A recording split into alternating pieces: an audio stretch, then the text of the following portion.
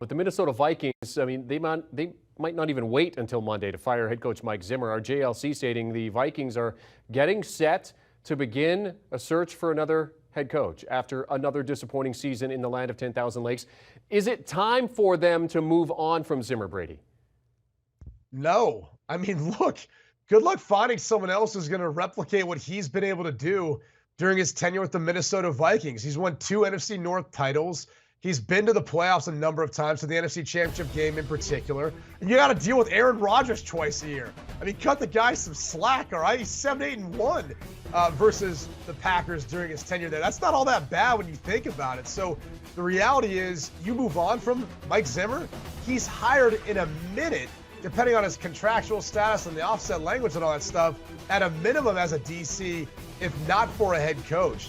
You know, this to me isn't so much about moving on from Mike Zimmer. It's about trying to figure out where you can pick up some pieces to combat with the Green Bay Packers. And I think the worst part is, if Rodgers was to leave the Green Bay Packers this offseason and they moved on from Mike Zimmer and maybe they want to try to rebuild, you'd have to miss that sweet spot where, yeah, you might have found yourself winning the NFC North title again, given what's going on out around you, with the Bears probably getting a new head coach too and the Lions rebuilding, and missed out on an opportunity to make a playoff run just staying intact, especially considering you have Cousins under contract for another year too.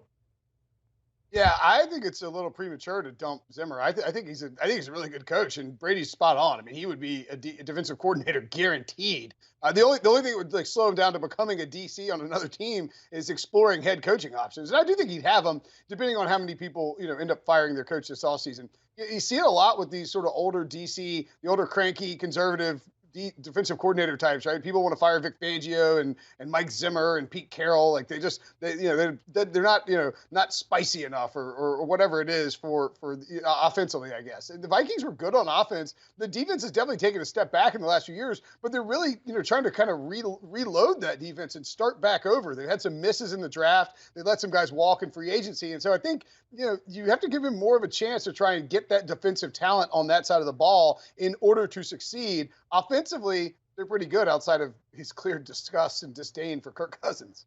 Well, and you just wonder, too, I mean, how much of a pass do you give him for COVID? Because COVID affects things with every team this year. And, I mean, if not for some injuries, I mean, Adam Thielen, Dalvin Cook, Kirk Cousins, I mean, those players are all there. As you guys mentioned, to your point, the offense is in pretty good shape. The defense needs a little work. So, Will, I mean, give us the grade here, little Pete Prisco, for the Vikings this season.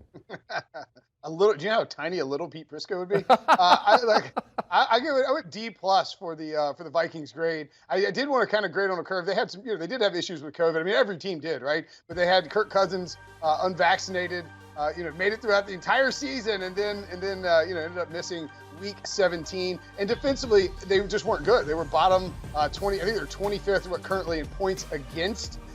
This is just a team that frankly has they were involved in too many crazy games. Like, they didn't have this consistent identity where they could shut anybody down. I mean, just 3 overtime games. It's hard to think. Things could have gone very differently if they'd won a couple of those close games, but then you could point out they'd be real bad off if they lost a few of the close ones too. So, Brady, whether or not Zimmer stays or goes, when you look at the Vikings as they head into this offseason, what are the biggest needs that you see for them? Well, the first thing they got to do is they got to make a decision on Kirk Cousins. He's going into the final year of his deal. Are you going to let this thing ride it out? We know how Captain Kirk likes to play it. He's probably the smartest quarterback we've ever seen as far as the business of football and how he's handled things. So you got to decide, do you want to extend him? Do you want to go into the season and let him potentially look at free agency after the year? I mean, that's one of the biggest decisions I think you need to make to start off with, whether it's Zimmer or a new head coach. So it starts there. Then really it's about the defense. I mean, you lose Anthony Barr, Patrick Peterson, Sheldon Richardson, Xavier Woods, Nick Vigil, Mackenzie Alexander. They all become free agents. It's a big list of guys. Everson Griffin in there as well. So you gotta replace a lot of those players if you can. Sign some of them back if you can. Adam Thielen. You look at what Justin Jefferson's been able to do along with Dalvin Cook in the backfield. You're looking for playmakers. Depending on Thielen's deal, where you feel about him, do you want to add to that? Do you want to keep him? Do you want to move on from him at this point? That's probably another position or another player you want to look at and figure out what you want to do moving forward. But it all starts with the quarterback, and then it goes to the defensive side of the ball with a litany of guys that you're either trying to sign back or looking to replace. Do you want a sports network that delivers everything that matters about the game? The highlights, the picks, the instant analysis, no yelling, no fake debates, no politics. Hit the subscribe button and never miss a moment.